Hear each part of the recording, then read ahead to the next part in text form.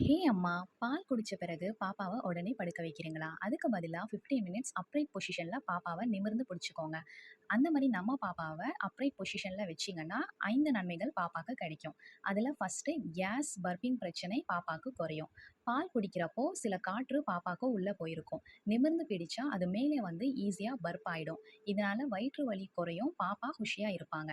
Second, milk மீண்டும் வராது. ஸ்பிட்டப்பு, ரிஃப்ளக்ஸு பாப்பாக்கு குறையும். நிமிர்ந்து பிடிச்சா பால் கீழ தான் இருக்கும். அதனால வாமிட்டிங், சோக்கிங் மாதிரி பிரச்சனை வராது. 3 அமைதியா பாப்பா தூங்குவாங்க. பால் குடிச்ச உடனே படுக்க வச்சா டம்மி ஹெவியா இருக்கும்.